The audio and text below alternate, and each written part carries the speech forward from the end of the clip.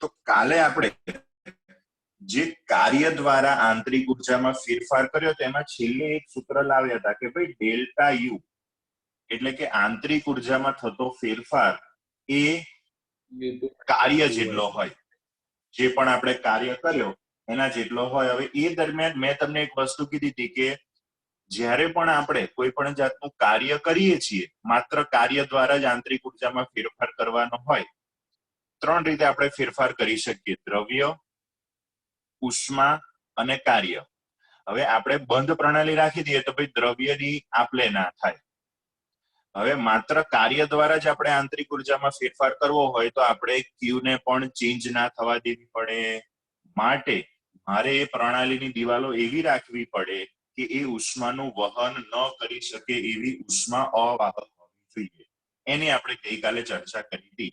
તો જ્યારે માત્ર કાર્ય દ્વારા આપણે આંતરિક ઉર્જામાં ફેરફાર કરીએ તો ભાઈ ઓબ્વિયસ છે કે ભાઈ ડેલ્ટા યુ આંતરિક ઉર્જામાં થતો ફેરફાર બરાબર ડબલ્યુ.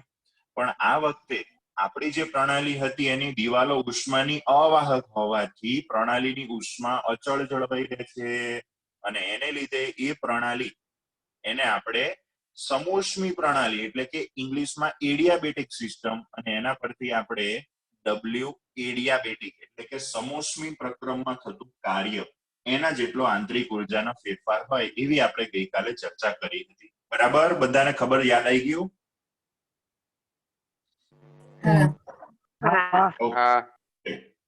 જ્યારે પણ આપણે આ સૂત્રથી અથવા તો ગમે ત્યારે કાર્ય કોઈ પણ સૂત્રમાં વાપરવાનું આવશે ત્યારે એક વસ્તુનું દરેક જણ ખાસ ધ્યાન રાખે અને નોંધી લે, આ કાર્યનું મૂલ્ય ગમે એટલું હોય એની સંજ્ઞાઓ અલગ અલગ મૂકવામાં આવતી હોય છે. એક શબ્દ હું બોલ્યો તો એના ઉપર કદાચ તમે ધ્યાન આપ્યું હોય તો કે કાર્ય બે રીતે થાય: પ્રણાલી પર અને બીજું પ્રણાલી દ્વારા. બરાબર? કેવી રીતે? તો કાલે મેં તમને એક સિરીંજ બતાવી હતી, આજે ફરી હું તમને એની એક સિરીંજ બતાવું. દેખાય છે બધાને? ઓકે, ચલો. હવે એની અંદર આ એક પ્રણાલી છે. આ પ્રણાલી એટલે અહીંયા હવા ભરેલી છે, પ્રણાલી છે. હવે આ જે ઉપરથી જે પ્લન્જર અથવા તો જે પિસ્ટન છે એને ઉપરથી દબાણ આપવું તો એ પ્રણાલીની અંદર રહેલી હવા દબાશે. દેખાય છે તમને બધાને? જો ધીમે ધીમે અંદર જાય છે. એટલે હું એવું કરું છું કે આ વાયુરૂપ હવાની જે અંદર પ્રણાલી ભરેલી હતી ને એના ઉપર કાર્ય કરું છું. બરાબર? તો એ થયું પ્રણાલી પર કાર્ય. કોઈક વાર કેવું થશે કે ભાઈ હું આ જે ઉપરનો પ્લન્જર પિસ્ટન છે એને હું અડતો જ નથી, પણ આ પ્રણાલીને હું ગમે તે રીતે કંઈક ને કંઈક કરી અંદર એવું કંઈક પ્રક્રિયા થાય છે કે એને લીધે કંઈક વાયુ વધારે બને છે અને એ વાયુ વધારે બને છે એટલે એ વાયુ વિસ્તરણ પામે છે.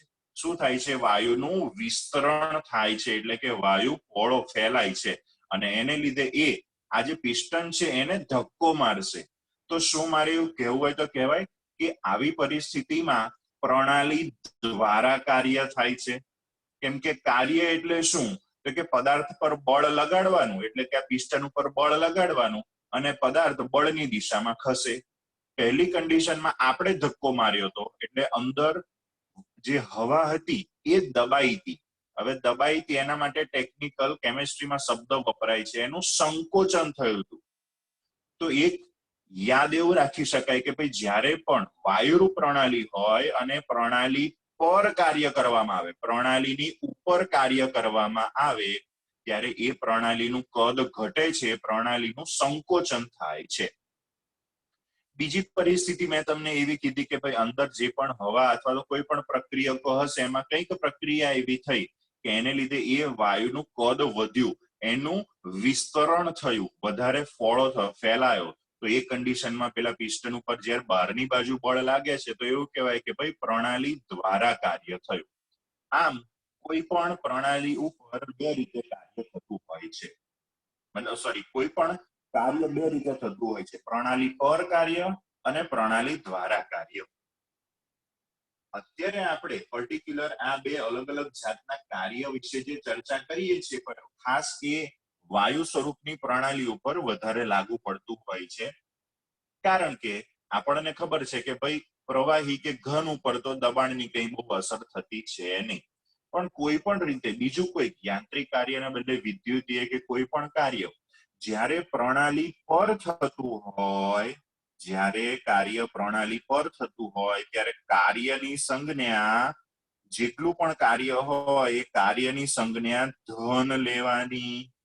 ફોર એક્ઝામ્પલ, મને દાખલામાં એવું કીધું હોય કે ભાઈ પ્રણાલી પર આટલા જૂલ 100 જૂલ કાર્ય થાય છે, તો આપણે એવું લખવાનું કે ભાઈ W બરાબર પ્લસ 100 જૂલ. બરાબર. હવે બીજી વસ્તુ, જ્યારે પ્રણાલી દ્વારા કાર્ય થાય એ પરિસ્થિતિમાં કાર્યનું જેટલું પણ મૂલ્ય આપેલું હોય એ મૂલ્ય આપણે ઋણ લેવાનું. ફોર એક્ઝામ્પલ, મને એવું કીધું હોય કે આ પ્રક્રિયા દરમિયાન પ્રણાલી દ્વારા 100 જૂલ જેટલું કાર્ય થાય છે, તો એ દાખલામાં કાર્ય W બરાબર -100 જૂલ એટલું લખવાનું. દાખલામાં એવું નહીં કીધું હોય કે -100 જૂલ કાર્ય પ્રણાલી દ્વારા થાય છે, એમાં કેવું લખેલું હશે ખાલી કે પ્રણાલી 100 જૂલ જેટલું કાર્ય કરે છે, તો એ કાર્ય પ્રણાલી દ્વારા થયું માટે કાર્યની સંજ્ઞામાં આપણે આગળ માઇનસ મૂકવું પડશે. બરાબર.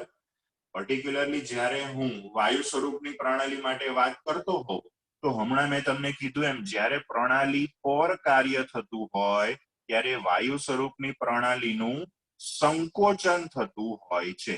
એ વાયુ સ્વરૂપની પ્રણાલીનું સંકોચન થતું હોય છે, એટલે કે એના એ વાયુ સ્વરૂપની પ્રણાલીના કદમાં ઘટાડો જોવા મળે છે. અને જ્યારે પ્રણાલી દ્વારા કાર્ય થાય ત્યારે વાયુ સ્વરૂપની પ્રણાલી એનું વિસ્તરણ થાય છે. વિસ્તરણ એટલે ફેલાવું. વિસ્તરણ થવું મતલબ કે એનું કદ વધે છે. તો આંતરિક ઉર્જામાં ફેરફાર માટેનું જે આપણી પાસે સૂત્ર હતું, આ અથવા આના જેવા બીજા ગમે તે સૂત્ર વાપરવાના આવે ત્યારે કાર્ય પ્લસ લેવાનું કે માઇનસ, ક્યારે પ્લસ લેવાનું ક્યારે માઇનસ લેવાનું, એની અત્યારે આપણે આ ચર્ચા કરી. આનો એક તમારી સ્ક્રીનશોટ લઈ તમારી નોટબુકમાં આ રીતે લખી દેજો, તો દાખલા ગણતી વખતે તરત માઇન્ડમાં ઉતરે. ચલો, આટલી વસ્તુ ક્લિયર?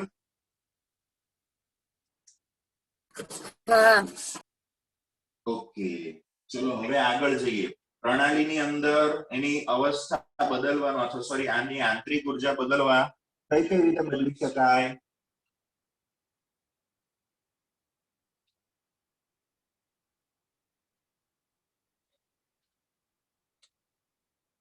સુઈ ગયા, જાગે છે કે ધમમાં જતા રહ્યા છો બધા? જાગીએ છીએ. હા, તો બોલો, પ્રણાલીની આંતરિક ઉર્જામાં કઈ કઈ રીતે ફેરફાર કરી શકાય? 3 રીતે. કઈ 3 રીતે? દ્રવ્ય ઉમેરીને, દ્રવ્ય વધારીને, ઘટાડીને, અને પ્રણાલી વધારીને, ઘટાડીને, પ્રણાલી વડ કાર્ય કરીને. હીરબેન આજે બોલ્યા, તો દ્રવ્ય, ઉષ્મા અને કાર્ય 3 દ્વારા ચેન્જ કરી શકાય. આપણે માત્ર 2 ની ચર્ચા કરવાની છે, Q અને W ની. એમાં W ની ચર્ચા થઈ ગઈ, હવે આપણે Q ની ચર્ચા કરવાની છે કે પ્રણાલીમાં ઉષ્માના ફેરફાર દ્વારા આંતરિક ઉર્જામાં કેવી રીતે ફેરફાર કરી શકાય. તો આપણને તો ખબર જ છે કે ભાઈ પ્રણાલીની ઉષ્મામાં ફેરફાર કરીએ તો એની આંતરિક ઉર્જામાં ફેરફાર થવાનો છે, પણ આગળ આપણે કર્યું હતું કે ભાઈ કાર્ય દ્વારા આંતરિક ઉર્જામાં ફેરફાર કરતા હતા ત્યારે ઉષ્માને આપણે અચળ રાખી હતી. એમ અત્યારે આપણે માત્ર ઉષ્મા દ્વારા આંતરિક ઉર્જાનો ફેરફાર કરવાનો છે, ત્યારે કાર્ય કશું જ થવા નહીં દઈએ, કાર્ય 0 રાખીશું. તો એ કેવી રીતે શક્ય બને? તો મારી પાસે એક પાત્ર છે, પાત્રને મેં એરટાઇટ બંધ કરી દીધું છે.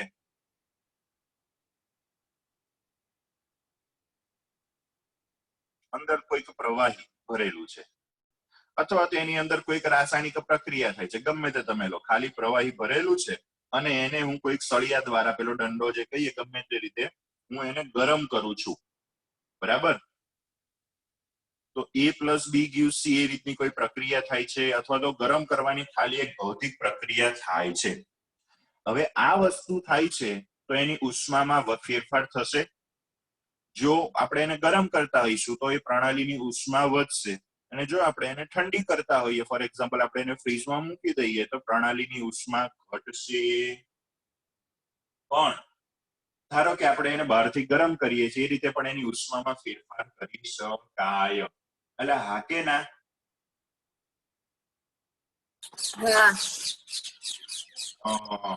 પણ આ વખતે મારે બહારથી એને ગરમ કરવું હોય તો જેમ કાર્યની અંદર આપણે દિવાલોને ઉષ્માની અવાહક રાખી હતી, એવી આ વખતે ઉષ્માની અવાહક રાખી શકાશે?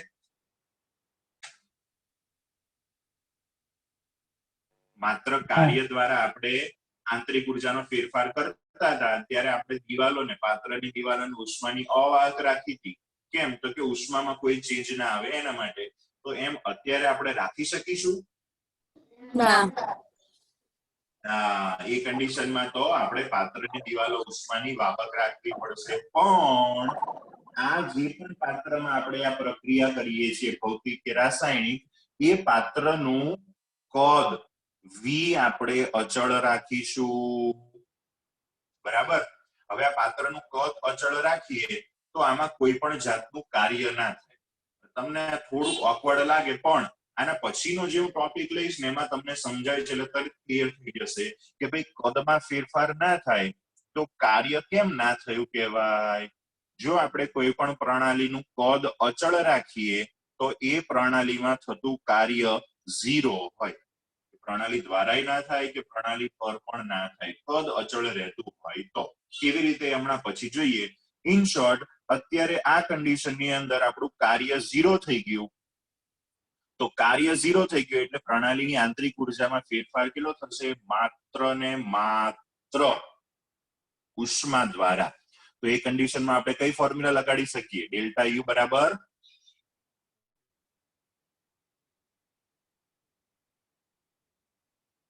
બોલો.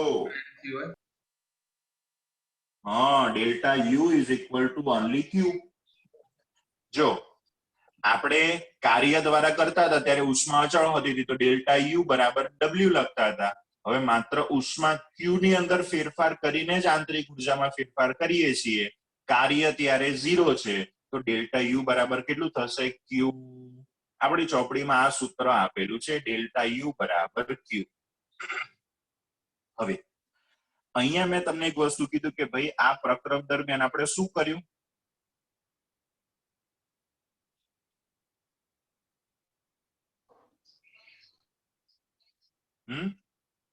કદ અચળ રાખ્યું.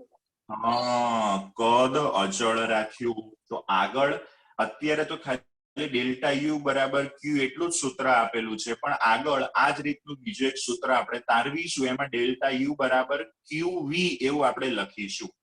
આ વી શું ઇન્ડિકેટ કરે બતાવે છે?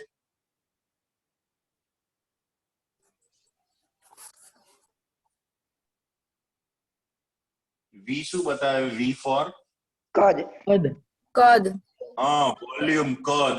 તો ક્યુ વી કેમ લખ્યું? તો કે અહીંયા આ જે ક્યુ છે એ ઉષ્મા દર્શાવે છે. કઈ ઉષ્મા? તો કે પ્રણાલીની અંદર જતી અથવા તો પ્રણાલીની બહાર આવતી. ધારો કે નીચેથી ગરમ કરું છું તો આપણે એને ઉષ્મા અંદર દાખલ કરીએ છીએ, અને જો એને ઠંડકમાં મૂકીએ તો અંદરથી ઉષ્મા બહાર આવશે. તો અંદર જતી અથવા તો બહાર આવતી જે ઉષ્મા છે એ આ ક્યુ છે, નહીં કે પ્રણાલીની ઉષ્મા. એક વસ્તુ મગજમાં છેક સુધી યાદ રાખજો. થર્મોડાયનેમિક્સમાં અમુક વસ્તુ ખાસ ધ્યાનમાં રાખવી પડે એવી છે, માટે અહીંયા ધ્યાન રાખજો કે અહીંયા જે ક્યુ છે એ પ્રણાલીની ઉષ્મા નથી. પ્રણાલીમાંથી અંદર બહાર જે આપલે થાય છે એ ઉષ્મા છે. જો પ્રણાલીની જેટલી ઉષ્મા છે એટલી ને એટલી ઉષ્મા અચળ જળવાઈ રહે તો એને તો સમોષ્મી પ્રક્રમ કહેવાય. અને જો ઉષ્મા અચળ જળવાઈ રહે તો એની આંતરિક ઉર્જામાં કોઈ વધારો ઘટાડો કશું થાય નહીં. માટે આપણે કોઈ પણ રાસાયણિક પ્રક્રિયા દ્વારા અથવા તો બહારથી વિદ્યુતીય કોઈ પણ રીતે અથવા તો ગરમ કરીને આપણે બહારથી એને ઉષ્મા આપીએ છીએ અથવા તો એની ઉષ્મા દૂર કરીએ છીએ, બહાર કાઢીએ છીએ. એ ઉષ્મા છે આ ક્યુ, જે અચળ કદે અંદર ઉમેરવામાં અથવા તો બહાર કાઢવામાં આવે છે. ગમે તે પણ અચળ કદે કરવામાં આવતી હોવાથી આપણે ક્યુ વી લખવું હોય તો લખી શકીએ. એટલે આ v નો કોઈ બીજો મીનિંગ નથી, પણ એટલું દર્શાવે છે કે ભાઈ આ જે ઉષ્મા મેળવવામાં અથવા તો ગુમાવવામાં આવે છે પેલી પ્રણાલીમાંથી, એ દરમિયાન કદ અચળ રહે છે. So delta U is equal to Q અથવા તો QV. જેમ કાર્યમાં પણ દાખલા ગણતી વખતે આપણે બે પ્લસ માઇનસ સંજ્ઞા રાખી હતી, એમ અહીંયા પણ ઉષ્માની કન્ડિશનમાં બે સંજ્ઞા રહેશે, અને એ વસ્તુ કદાચ તમને ખબર પણ છે. એટલે આ ઉષ્મા અથવા તો ઉર્જાનું મૂલ્ય પ્લસ કે માઇનસ ક્યારે લેવાય એ કોઈને યાદ છે? પહેલા આપણે ભણ્યા હતા.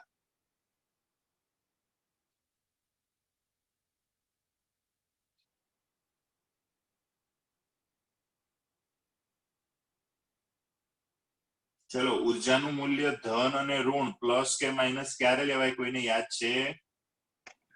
છૂટી પડે ત્યારે ધન અને છૂટી પડે ત્યારે ધન અને શોષાય ત્યારે ઋણ.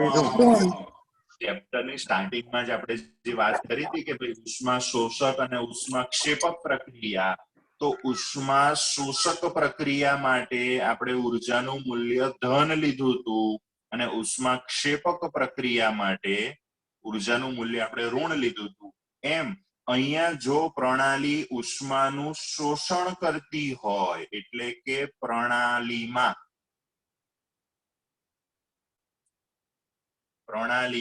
ઉષ્મા ઉમેરવામાં આવે, ઉષ્માનું શોષણ થતું હોય અથવા તો પ્રણાલીમાં ઉષ્મા ઉમેરવામાં આવે, ત્યારે આપણે એ Q નું મૂલ્ય ધન લઈશું. ઉષ્મા Q નું મૂલ્ય કેવું લઈશું આપણે? ધન. અને જ્યારે પ્રણાલીમાંથી ઉષ્મા દૂર થતી હોય,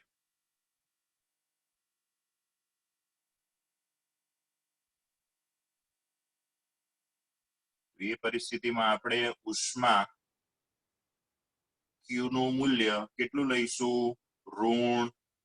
ઉદાહરણ તરીકે જો મને એવું કે દાખલાની અંદર કે ભાઈ આ પ્રણાલીની અંદર 100 જૂલ જેટલી ઉષ્મા ઉમેરવામાં, એને 100 જૂલ જેટલી ઉષ્મા આપવામાં આવે છે, ગરમ કરવામાં આવે છે, તો એ કન્ડિશનની અંદર આપણે શું લખીશું? Q બરાબર +100 જૂલ. અને જો મને એવું કહેવામાં આવે કે પ્રણાલી આ કોઈ પણ પ્રક્રમ દરમિયાન ઉર્જા ગુમાવે છે, 100 જૂલ જેટલી ઉર્જા ગુમાવે છે, તો એ કન્ડિશનમાં આપણે Q નું મૂલ્ય જ લખીશું, પણ -100 જૂલ. એટલે ક્લિયર થઈ ગયું? ક્યારે Q નું મૂલ્ય ધન લેવાનું, ક્યારે ઋણ લેવાનું એ? હા. કે તો ચલો આનો સ્ક્રીનશોટ તમારે લેવાનો હોય તો આનો બી લઈ લેજો, પછી આપણે આગળ વધીએ. તો આપણે આ રીતે ઉષ્મા અને કાર્ય અથવા ઉષ્મા અથવા કાર્ય એના દ્વારા પ્રણાલીની આંતરિક ઉર્જામાં ફેરફાર કરીએ. પણ આ બે કિસ્સાની અંદર આપણે શું કર્યું? તો કે ભાઈ એક વસ્તુથી ફેરફાર કરીએ ત્યારે બીજું અચળ રાખીએ, અને બીજી વસ્તુથી ફેરફાર કરીએ ત્યારે પહેલી વસ્તુ આપણે અચળ રાખીએ. પણ આમાં તો કેવું કે ભાઈ આપણે બધું સેટ કરવું પડે કે પ્રણાલીની દિવાલોને ઉષ્માની અવાહક રાખવી પડે, અથવા તો એમાં કાર્ય થવા ના દેવું પડે, આ બધી કન્ડિશન સેટ રાખવી પડે. પણ રેગ્યુલર આપણી નોર્મલ જે બધી પ્રક્રિયા આપણે કરતા હોઈએ છીએ, ફોર એક્ઝામ્પલ કોઈ બીકરમાં કેમ કોઈ પ્રક્રિયા કરીએ, ત્યારે આ બધી વસ્તુનું આપણે ક્યાં ધ્યાન રાખવાના? અને પ્રેક્ટિકલી તો શું કહેવાય, આપણે આ રીતે જ પ્રક્રિયા કરવાની હોય. માટે જ્યારે પ્રણાલીની આંતરિક ઉર્જામાં બંને રીતે ફેરફાર કરવામાં આવતો હોય, ફોર એક્ઝામ્પલ ઉષ્મા દ્વારા પણ અને કાર્ય દ્વારા પણ, તો ત્યારે આપણે એવું લખી શકીએ કે ડેલ્ટા યુ આંતરિક ઉર્જામાં થતો ફેરફાર. કોણે આંતરિક ઉર્જામાં ફેરફાર કર્યો? તો કે ઉષ્માએ પણ કર્યો અને કાર્ય દ્વારા પણ કર્યો. એટલે આપણને એક સૂત્ર મળે, delta U is equal to Q plus W, અને આને કહેવામાં આવે છે ઉષ્માગતિશાસ્ત્રનો પ્રથમ નિયમ. શું કહેવામાં આવે છે? ઉષ્માગતિશાસ્ત્રનો પ્રથમ નિયમ. બરાબર? ચલો, એમાં ક્યુ શું છે? ઉષ્મા. કેવી ઉષ્મા? તો કે પ્રણાલીમાં ઉમેરાતી અથવા તો પ્રણાલીમાંથી દૂર થતી ઉષ્મા. આ W શું છે? કાર્ય કાર્ય કાર્ય. કેવું કાર્ય? તો કે પ્રણાલી પ્રણાલી પર થતું કાર્ય થતું કાર્ય અથવા તો પ્રણાલી દ્વારા થતું કાર્ય. અને ઉષ્મા ઉમેરાતી હોય તો સંજ્ઞા કેવી? ધન પ્લસ. અને દૂર થતી હોય તો ઋણ, માઇનસ. પ્રણાલી પર કાર્ય થાય તો W કેવું લેવાનું? અને પ્રણાલી દ્વારા કાર્ય થાય તો રેડી. તો આ સૂત્રને આધારે પણ આપણે ઘણા બધા દાખલા ગણવાના છે. ઓકે, તો આનો પણ એક સ્ક્રીનશોટ લઈ લો. પછી આપણે હમણાં જે મેં તમને કીધું હતું કે ભાઈ કદ અચળ રાખીએ તો કાર્ય ના થાય, તો એ કદના ફેરફારને લીધે કેવી રીતે કાર્ય થાય છે, કેવું રીતનું કાર્ય થાય છે, એની હવે આપણે ચર્ચા કરવાની છે. ચલો, અત્યાર સુધીનો ટોપિક બધાને ક્લિયર? હા સર. ઓકે, ચલો. એને આધારે કોયડા નંબર 6.1 છે, પણ એ આપણે પછી જોઈશું. પહેલા પાછળ એના પછીના ટોપિકમાં આપણને અનુપ્રયોગ એપ્લિકેશન કરીને કંઈક આપેલું છે, પણ આપણે અલગ રીતે આપણે એને ભણવાનું છે કે ભાઈ આપણે પહેલું કીધું કે ભાઈ કાર્ય દ્વારા આંતરિક ઉર્જામાં જે પણ ફેરફાર કરવાનો વગેરે એ બધાની આપણે ચર્ચા કરવાની છે. તો એ કાર્ય કેવી રીતે થઈ શકે? તો એક વસ્તુ તમે સમજો કે કાર્ય મેઇન બે પ્રકારના હોય આપણે કેમિસ્ટ્રીમાં. એક તો મેં તમને કીધું હતું એ વિદ્યુતીય કાર્ય. એ કયું હશે? વિદ્યુતીય કાર્ય.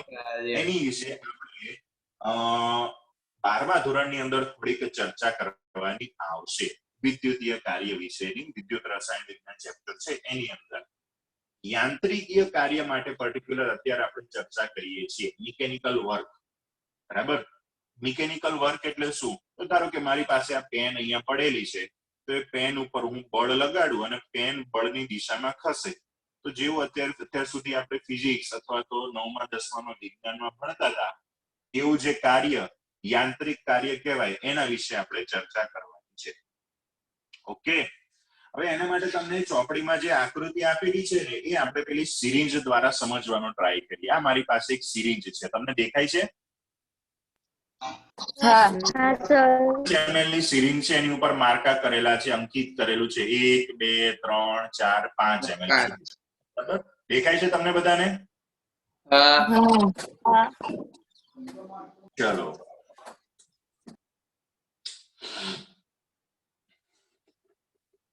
બે મિનિટ. ઓકે, ચલો, આ બેકગ્રાઉન્ડ થોડુંક આ બદલી. તો હરખું દેખાય તમને? હવે દેખાય હરખું? નહીં દેખાતું.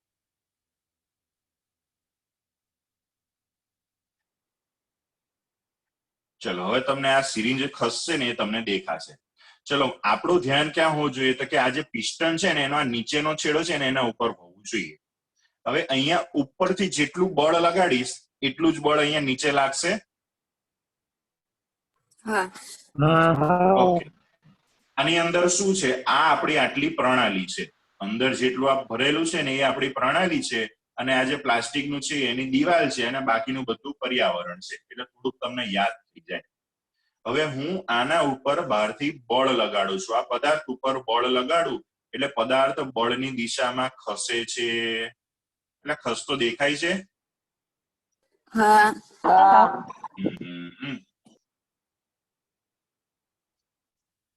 ચલો, કેટલું ખસ્યો? તો કે L અંતર જેટલું ફોર એક્ઝામ્પલ ખસ્યો. ઉદાહરણ તરીકે અહીંયા હતો ત્યાંથી અહીંયા સુધી ખસ્યો, જે 3-4 ml જેટલું ખસ્યો, અથવા તો આપણે કહીએ કે L અંતર જેટલું ખસ્યો. હવે અહીંયા તો છે ને આપણી પાસે એવી ગોઠવણી આ સિરિંજ છે ને, એટલે એની અંદર તરત દેખાય. ફોર એક્ઝામ્પલ અત્યારે તમને અહીંયા બતાવું ને, તો એ 5 ml ઉપર છે. યસ, હવે તમને કદાચ દેખાતું હશે. 5 ml ઉપર છે. બરાબર? હવે જોજો, એને અહીંયા સહેજ ધક્કો મારું છું એટલે કદ ઘટશે. કદ ઘટીને કેટલું થયું? કદ ઘટીને કેટલું થયું? 4. 4 ml. એટલે કદ 5 ml હતું એમાંથી ઘટીને 4 ml થયું એટલે 1 ml જેટલું કદ ઘટ્યું. ચલો હવે વળી પાછું બળ લગાડું છું. ચલો હવે કદ કેટલું થયું મને સહેજ કહેશો તમે? 3 ml. એટલે કદ કેટલા ml ઘટ્યું? 3 ml 2 ml ઘટ્યું. 2 ml રેડી? કદમાં ઘટાડો 2 ml. ચલો હવે કેટલા ml થયું કદ? 2 ml. 2 ml થઈ ગયું. રેડી? એટલે આ રીતે આપણે પ્રણાલીના કદમાં ઘટાડો કર્યો. કેવી રીતે? તો કે દબાણ આપીને. આટલી વસ્તુ તમને ખબર પડી ગઈ? હા. ઓકે, ચલો હવે એને આધારે આપણે થોડાક આગળ જઈએ. તમારે જોડે જોડે તમારી ચોપડીમાં જે આકૃતિ છે એમાં પણ જોતા રહેવાનું. આ શું છે? syringe એટલે આ પ્રણાલી છે. પ્રણાલી. સાયન્સ કેમેસ્ટ્રીમાં પણ છે પ્રણાલી છે. ચલો એનો આ પિસ્ટન હું કાઢી નાખું છું. હો, ચલો આ પિસ્ટનની નીચેનો ભાગ છે એ કેવો છે? ગોળ. વર્તુળ કહેવાય. વર્તુળ. હા. એટલે આ વર્તુળનું જે આટલું ક્ષેત્રફળ હોય આટલું ક્ષેત્રફળ એને આપણે આડછેદનું ક્ષેત્રફળ કહીએ. ધારો કે આ પિસ્ટન છે તો આને એનું આડછેદનું ક્ષેત્રફળ કહેવાય. એવું ક્યાંય સાંભળ્યું છે તમે? કોઈ પણ નળાકાર વસ્તુ હોય એને આમ કાપો. ધારો કે અત્યારે મૂળો ખાતા હોય ને મૂળાને ઉભો કાપો અને પછી આમ જુઓ તમે તો એનું જે અહીંયા ભાગ દેખાય એને આડછેદ કહેવાય. અને એ આડછેદનું ક્ષેત્રફળ કયા સૂત્રથી શોધી શકાય તમને ખબર છે? પાઈ આર સ્ક્વેર. હા, વર્તુળ છે. વર્તુળનું ક્ષેત્રફળ શું થશે? તો કે પાઈ આર સ્ક્વેર. બરાબર? હવે હવે તમને એ આકૃતિ છે એમાં થોડુંક તમને ખબર પડશે. જો મારી પાસે આ એક નળાકાર પાત્ર હતું. આ આપણી પ્રણાલી સિરિંજ જેવું સમજી લો. એની અંદર આપણી પાસે આ પિસ્ટન છે. દેખાય છે તમને આ પિસ્ટન? ચલો આ પિસ્ટનનું આડછેદનું ક્ષેત્રફળ ત્રિજ્યા r છે તો એનું આડછેદનું ક્ષેત્રફળ એરિયા એ કેટલો થશે? તો કે પાઈ આર સ્ક્વેર. બરાબર? હવે આપણે પ્રણાલીના કદમાં ઘટાડો કરીએ છીએ. કદમાં ઘટાડો કરીએ એટલે પિસ્ટન ધીમે ધીમે ધીમે ધીમે નીચે આવી અને અહીંયા ગોઠવાશે. હવે અહીંયા આવ્યો તો એના આડછેદનું ક્ષેત્રફળ કેટલું હશે? આ જગ્યાએ પાઈ આર સ્ક્વેર. એમાં કોઈ ચેન્જ નહીં થતો. હવે આ અંતર આટલું અંતર એ ખસે છે. તો આપણે એવું કહીએ કે ભાઈ પ્રણાલીના કદમાં કેટલો ઘટાડો થયો. ફોર એક્ઝામ્પલ હમણાં હું તમને સમજાવતો હતો તો પહેલા 5 ml ઉપર હતું, પછી ઘટીને કદ 4 ml પેલું પિસ્ટન 4 ml સુધી આવ્યો તો તમે મને કીધું કે કદમાં 1 ml નો ઘટાડો થયો. હા કે ના? 4 ml થી હજુ પેલા ધક્કો મારી અને હું 3 ml સુધી લઈ ગયો એટલે કદમાં કેટલો ઘટાડો થયો? તો કે 2 ml જેટલો થયો. બરાબર? તો અહીંયા પણ આપણું પહેલા પ્રણાલીનું કદ આટલું મોટું હતું. પ્રણાલીનું કદ પહેલા મોટું હતું, પછી આપણે પિસ્ટનને ધક્કો માર્યો એટલે એ નીચે ખસ્યો એટલે પ્રણાલીનું કદ ઘટ્યું. પ્રણાલીના કદમાં ફેરફાર આપણને જોવા મળ્યો. એ પ્રણાલીના કદમાં જોવા મળતો ફેરફાર ડેલ્ટા વી એને કહીએ. એ કેવી રીતે ગણી શકાય? કોઈને ખબર છે?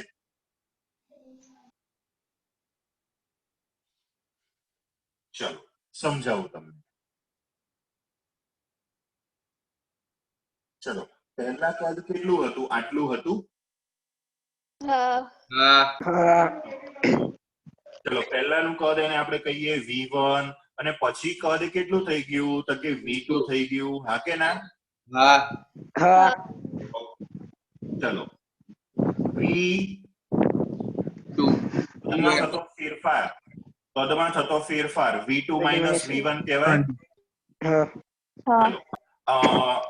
આ કદ કેવી રીતે V1 કદ કેવી રીતે આપણે શોધી શકીએ કે ખબર છે તમને? પાઈ આર સ્ક્વેર L. હા, તમને ખબર હોય તો આપણે નળાકારના ક્ષેત્ર કદ ઘનફળનું સૂત્ર આવતું હતું પાઈ આર સ્ક્વેર. વર્તુળનું આટલું ક્ષેત્રફળ અને નળાકારની જે ઊંચાઈ હોય એ h. તો અહીંયા પણ સેમ વસ્તુ થશે. આપણે જ્યારે કદ માટે શોધવું હોય v1 કદ તો આટલી લંબાઈ લેવાની, અને કદ v2 શોધવું હોય તો લંબાઈ આટલી લેવાની. મારે તો કદમાં થતો ફેરફાર ડેલ્ટા v શોધવાનો છે. તો કદમાં ફેરફાર કેટલો થયો? આટલો થયો કહેવાય? એટલે કદમાં આટલો ફેરફાર થયો એવું કહેવાય? હા આટલા નળાકારનું કદ કેટલું થાય? આટલા નળાકારનું કદ તો કે એના આડછેદનું ક્ષેત્રફળ પાઈ આર સ્ક્વેર, અને આટલો જે નળાકાર એની ઊંચાઈ કેટલી છે તો કે l. આ કે ના? તો આ થઈ ગયું કદના ફેરફારનું સૂત્ર. ડેલ્ટા v બરાબર pi R square l is equal to કદમાં થતો ફેરફાર v2 માઇનસ v1. ચલો આટલે સુધી ખબર પડી? હા હા હા ઓકે. હવે ચેપ્ટર નંબર 5 માં મેં તમને દબાણનું એક સૂત્ર કીધું હતું. પેલા વાયુના અણુઓ પાત્રની દિવાલ ઉપર દબાણ લગાડે ને, દબાણનું સૂત્ર મેં તમને એક કીધું હતું. કોઈને યાદ છે?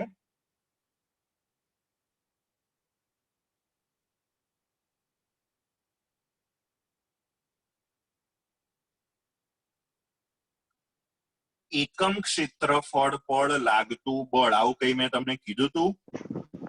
હા રેડી? જે પણ પાત્રમાં આપણે પેલો વાયુ ભરેલો હોય એની દિવાલના એકમ ક્ષેત્રફળ દીઠ પેલા વાયુના અણુઓ દ્વારા અથડામણને કારણે લાગતું બળ, એને જ આપણે એ વાયુનું દબાણ કહીએ છીએ. આવું મેં તમને 5મા ચેપ્ટરમાં કીધું હતું, તમને યાદ હોવું જોઈએ. તો દબાણ બરાબર બળ ભાગ્યા ક્ષેત્રફળ.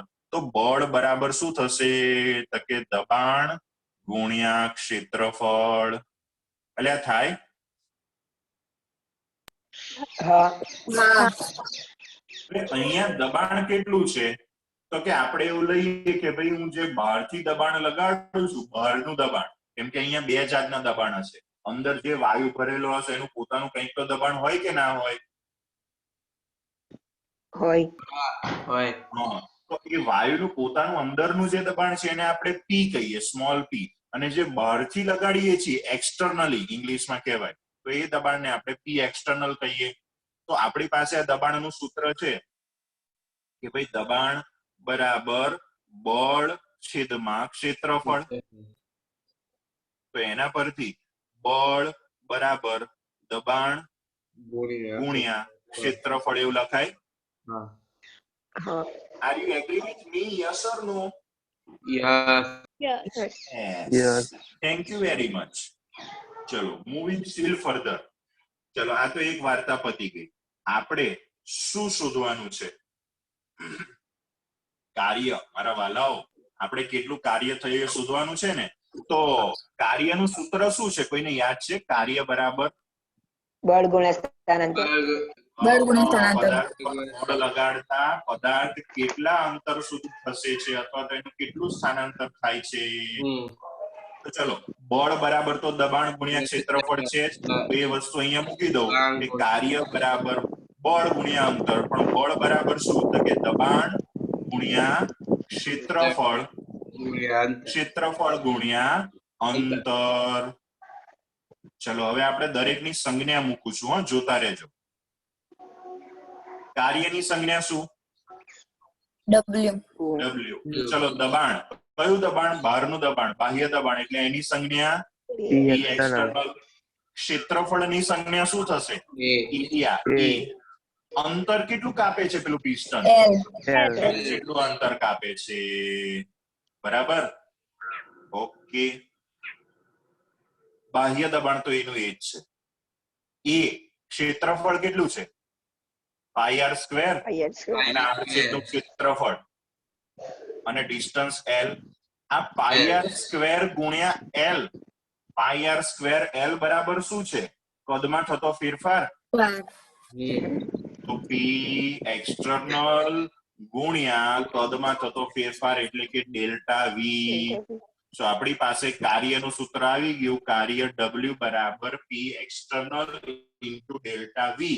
ઇન્ટુ ના લખવું હોય તો ડાયરેક્ટ જનરલી આપણે બોલીએ છીએ કે w બરાબર p ડેલ્ટા v. એક્સટર્નલ બોલવું હોય તો p external into delta v. ચલો આ P શું છે? બહારથી લાવવામાં આવતું દબાણ. બહારથી આપણે લગાડેલું દબાણ. આ ડેલ્ટા V એટલે કદમાં થતો ફેરફાર. કદનો એટલે ફેરફાર. આ મારા ભાઈ આ કદમાં થતો ફેરફાર. ફોર એક્ઝામ્પલ કદ હોય V1 અને પછી કદ થયું V2. કદમાં કોઈ ફેરફાર જ ના થતો, મતલબ કે કદ સેમ જ રહેતું હોય તો કદમાં થતો ફેરફાર કેટલો? 0 કદમાં થતો ફેરફાર 0, કેમ કે કદ એટલું ને એટલું રહે છે. હા. કદમાં થતો ફેરફાર 0, તો 0 ગુણ્યા P 0 0, તો કાર્ય કેટલું થયું? 0 માટે આપણે પહેલા કીધું હતું કે ભાઈ જ્યારે પ્રણાલીમાં માત્ર ઉષ્મા દ્વારા જ આંતરિક ઉર્જામાં ફેરફાર કરીએ ત્યારે જો હું કદ અચળ રહેવા દઉં તો કોઈ પણ કાર્ય ના થાય. એ આ સૂત્રને આધારે આપણે કહી શકીએ. Are you agree with me? Yes or no? Yes. Now we are modifying this equation for practical purpose. શું મોડિફિકેશન કરીએ છીએ? આ સૂત્ર હવે આપણે આ રીતે લખવાનું, W બરાબર માઇનસ P ડેલ્ટા V. તમને સવાલ થશે કેમ માઇનસ લખવાનું? સવાલ કેટલાને કોઈને થયો? આકે નાખો. કેમ આગળ આપણે માઇનસ સંજ્ઞા મૂકી એની આપણે ચર્ચા કરવાની છે. બરાબર? તો એક વસ્તુ સમજો, અહીંયા આપણે બહારથી દબાણ લગાડ્યું. ચલો, બહારથી દબાણ લગાડ્યું એટલે પ્રણાલી પર કાર્ય કર્યું કે પ્રણાલી દ્વારા કાર્ય થયું? ઓકે, હવે જૂનું થોડું યાદ કરીને મને કહેજો. પ્રણાલી પર કાર્ય થાય, પ્રણાલી પર, તો W કેવો હોવો જોઈએ?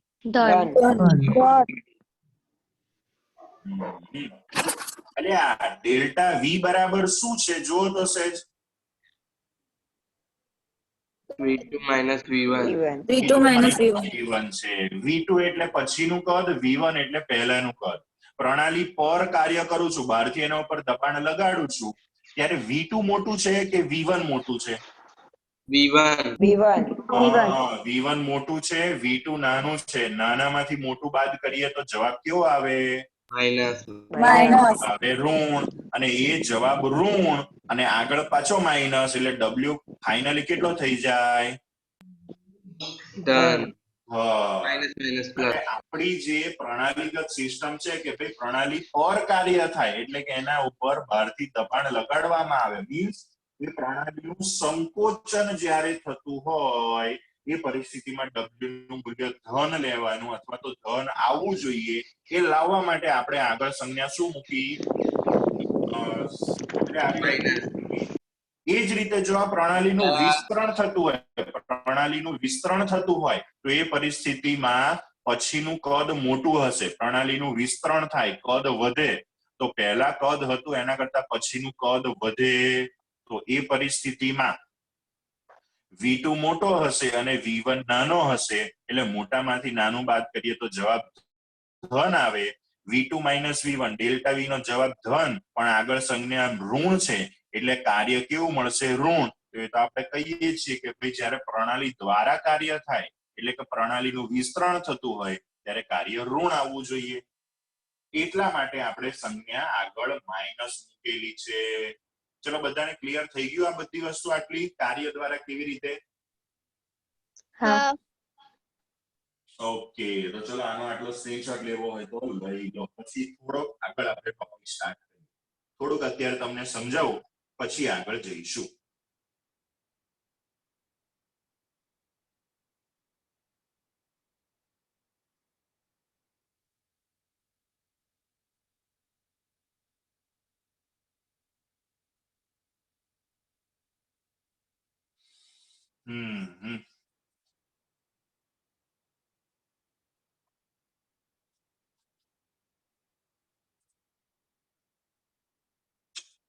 થોડુંક તમારી પાસે તો સિરિંજ નહીં હોય એટલે થોડુંક તમારે પ્રેક્ટિકલી વિચારવું પડશે. ચલો પાછા સિરિંજ ઉપર આવી જઈએ. અત્યાર સુધી તો મને આવો આઈડિયા નતો આવ્યો, આ વર્ષે આવ્યો છે એટલે તમારે ઈઝી સારું રહેશે. ચલો, આ સિરિંજ છે. આ શું છે? આપણી એક પ્રણાલી. પ્રણાલી છે. હવે અત્યાર સુધી કેવું હતું કે અહીંયાથી તમે ખુલ્લું રાખ્યું હતું એટલે શાંતિથી પિસ્ટન ઉપરથી દબાવતો હતો એટલે ધીમે રહીને મસ્ત નીચે જતું હતું. બરાબર? હવે સમજજો, થોડુંક તમારી રીતે પણ વિચારજો કે અહીંયાથી બંધ છે, કોઈ પણ પાત્ર કાણા વાળું તો હોય નહીં જ્યારે પણ પ્રક્રિયા થતી હોય ત્યારે. તો આપણે જ્યારે આ પિસ્ટન ઉપર હવે હું બળ લગાડીશ તો થોડેક સુધી બળથી ઓછું લગાડવું પડશે. સોરી, દબાણ જે લગાડીએ છીએ બહારથી, સમજો, થોડુંક જાતે વિચારવું પડશે. સ્ટાર્ટિંગમાં મારે જે દબાણ લગાડેલું છે એ ઓછું હશે, પછી જેમ જેમ એ નીચે જતું જશે એમ વધારે ને વધારે દબાણ લગાડતું રહેવું પડશે. તમને આ વસ્તુ સમજાય છે? માઇન્ડમાં ઉતરે છે? જો અત્યારે હવે વધારે અંદર હું લઈ જ નહીં જઈ શકતો, અને વધારે લઈ જવું હોય તો આને હાથ દુખવા માંડે, વધારે દબાણ લગાડવું પડે. કેમ?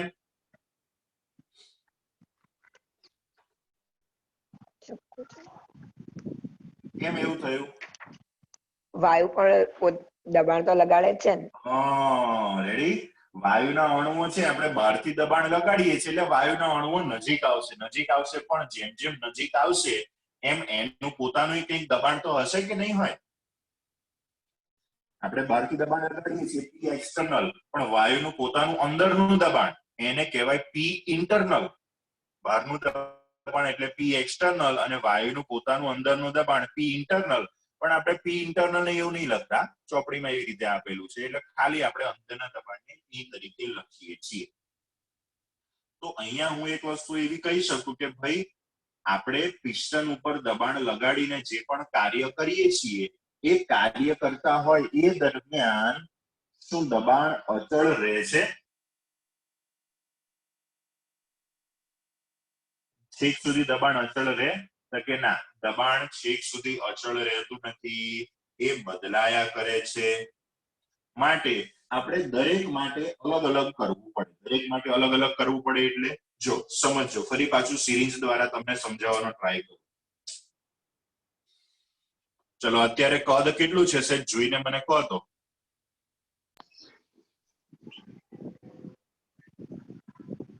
5 ml. 5 ml છે. રેડી? 5 ml ની સિરીંજ છે એટલે 5 ml મેક્સિમમ કદ મેં રાખ્યું છે. હવે જોજો, હું કદ ઘટાડીને કેટલું કરું છું અત્યારે? 4 ml. 5 ml થી લઈને 4 ml સુધી કરવામાં જે દબાણ લગાડવું પડે એના કરતા 4 ml થી લઈને 3 ml સુધીમાં દબાણ વધારે વધારે લગાડવું પડે. 3 ml થી લઈને 2 ml સુધી કરવામાં આંગળી ઉપર બહુ પ્રેશર આવે છે. થયું કદ? એટલે કદ 2 ml થઈ ગયું. દબાણ વધારે હશે ને આ વખતે? જો અવાજ પણ આવે, જેવી મેં અહીંયાથી આંગળી લીધી ને ફક્ત દઈને અવાજ આવ્યો. બરાબર? તો આપણે એવું કહી શકીએ કે ભાઈ દરેક વખતે દબાણ અચળ, અમુક ગાળા સુધી અચળ રહે, ફરી પાછું વધારવું પડે. એમ અલગ અલગ જે આપણે કદમાં ફેરફાર કરીએ છીએ તો અલગ અલગ ગાળામાં કાર્ય થાય. 5 ml થી 4 ml સુધીમાં અલગ કાર્ય થાય, 4 ml થી 3 ml સુધીમાં અલગ કાર્ય થાય, કેમ કે દરેક વખતે દબાણ અલગ હશે. બરાબર? તો આપણે જ્યારે કોઈ પણ પ્રણાલીનું કદ ધારો કે 5 ml હોય, 5 ml થી ઘટાડીને 1 ml સુધી કરીએ તો છેક સુધી કઈ દબાણ જે પી એક્સટર્નલ છે એ કઈ અચળ રહેવાનું નથી. આપણે ધારો કે અલગ અલગ ગાળા કરીએ કે ભાઈ 5 થી 4, 4 થી 3, 3 થી 2 અને 2 થી 1, એ દરમિયાન દબાણ અચળ નહીં રહે. હા, કદાચ કદનો જે ફેરફાર છે એ 1 ml જેટલો અચળ રહેશે. તો આપણે જ્યારે 5 ml થી કદ ઘટાડીને 1 ml સુધી પ્રણાલીનું કદ કરીએ છીએ એ દરમિયાન થતું કુલ કાર્ય એ દરેક તબક્કામાં થતા કાર્યના સરવાળા જેટલું હોય છે. આ સિગ્મા તમે ક્યાંય જોયો છે? એક નવા માતાજી આપણે અહીંયા આવેલા છે, સિગ્મા. બરાબર? ઓકે, તો સિગ્મા px ડેલ્ટા v. હવે સિગ્મા px ડેલ્ટા માં ડાયરેક્ટ ખબર ના પડે તો પહેલા આપણે લખી લઈએ કે ભાઈ સિગ્મા w કાર્ય કેટલું થયું હશે? તો દરેક અલગ અલગ તબક્કામાં જે કાર્ય થાય છે બધાના સરવાળા જેટલું. દરેક તબક્કામાં કાર્ય કેટલું થાય?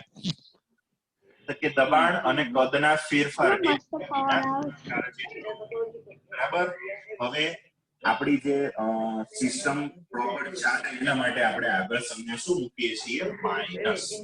એ સમજાવતો એક આપણને આલેખ પણ આપણને આપેલો છે ચોપડીની અંદર. કોના વિરુદ્ધ કોનો? ટી વિરુદ્ધ વી નો. બરાબર. તો એની અંદર આપણને આ રીતનો આલેખ આપેલો છે.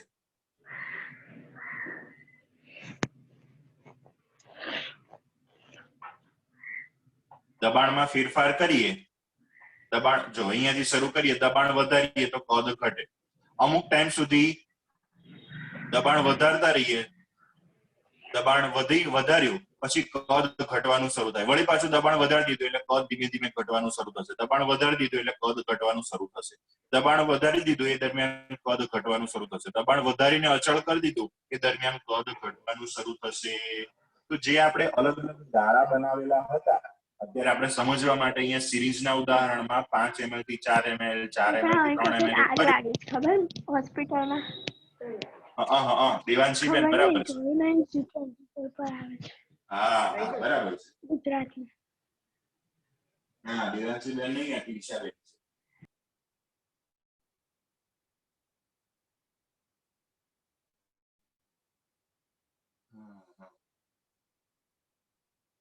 તો અહીંયા આપણે જોયું કે ભાઈ સ્ટાર્ટિંગ થી આપણે દબાવવાનું શરૂ કરીએ તો એકવાર દબાણ વધારીને અચળ કરી દીધું પછી કદમાં ઘટાડો થતો રહે. વળી પાછું દબાણ વધારીને અચળ કરી દીધું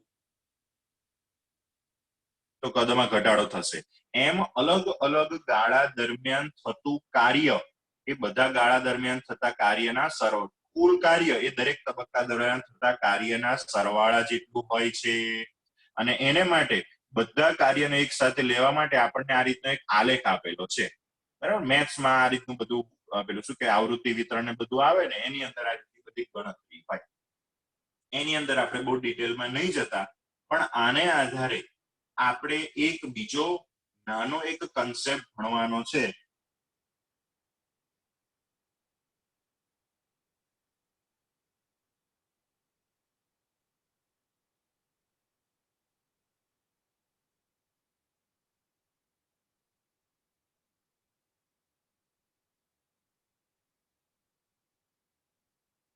શું નામ છે? પ્રતિવર્તી પ્રક્રમ. ઉષ્માગતિકી રીતે મતલબ કે ઉષ્માગતિ શાસ્ત્રમાં જે પણ પ્રક્રમ પ્રતિવર્તી હોય, હવે આ પ્રતિવર્તી પ્રક્રમ શું છે એના વિશે આપણે ભણવાનું છે. બરાબર. ચલો હવે ફરી પાછું પેલું ઉદાહરણ તમારી સામે સમજાવું. ચલો સિરિંજ છે 5 ml સુધી હું લઈ ગયો છું. જોજો હા. હવે હું દબાણ વધારીને અચળ કરી દઉં છું એટલે કદ ઘટશે. દબાણ વધારીને અચળ કરી દીધું એટલે જો કદ ઘટતું 4 ml સુધી પહોંચી ગયું. વળી પાછું મેં દબાણ હજુ થોડુંક વધારવું પડશે એટલે દબાણ વધારી દીધું, અચળ કરી દીધું એટલે 4 ml થી 3 ml સુધી. પાછું દબાણ વધારી દીધું એટલે 3 ml થી 2 ml સુધી. દર વખતે દબાણ વધારતા જ રહેવું પડશે અને એકવાર વધારીને પછી અચળ કરીએ તો કદમાં ઘટાડો થાય એવું આ આલેખમાં આપણને બતાવ્યું. બરાબર. પણ અહીંયા આપણે કેવું કર્યું હતું કે ભાઈ દબાણ ઘણું બધું વધારી દીધું તો કદમાં પણ ઘણો બધો ઘટાડો થયો. ફરી પાછો દબાણમાં ઘણો બધો વધારો કરી દીધો તો કદમાં પણ ઘણો બધો ઘટાડો થયો. હા કે ના? હવે હું થોડુંક ચેન્જ કરું છું, જોજો હા.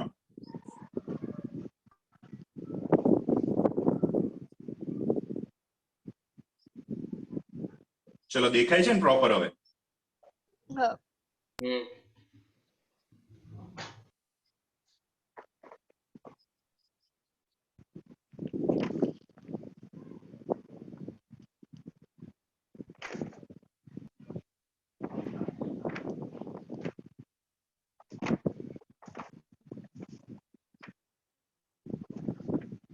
શું થાય છે? કઈ થાય છે કે એમને એમ જ છે? દબાઈ છે સર થોડું.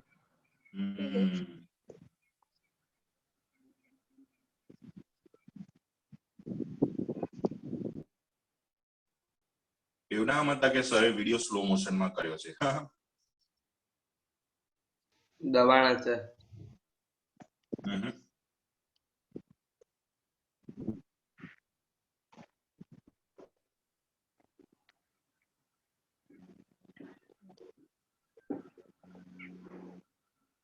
શું થયું એ કોઈ મને જોઈને કહેશે? દબાણ વધારતા ધીરે ધીરે કદ ઘટ્યું. હા, દબાણ વધારતા ધીરે ધીરે કદ ઘટ્યું એવું નહીં. આ આલેખ રાખીને એની બાજુમાં પાછો બીજો એક આલેખ દોરું છું. હા, તો નીચે અહીંયા દોરું.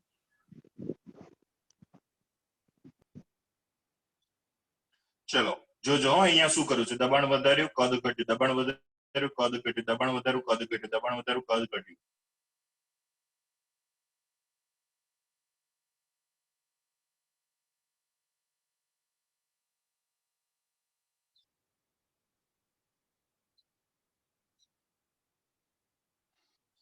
થયું છે પહેલા જેવું જ, પણ અહીંયા જેટલો દબાણમાં એક સાથે વધારો કરતા હતા એટલો અહીંયા દબાણમાં વધારો નહીં કર્યો. એકદમ થોડુંક દબાણ વધાર્યું તો થોડુંક કદ ઘટ્યું, ફરી પાછું થોડુંક દબાણ વધાર્યું તો થોડુંક કદ ઘટ્યું.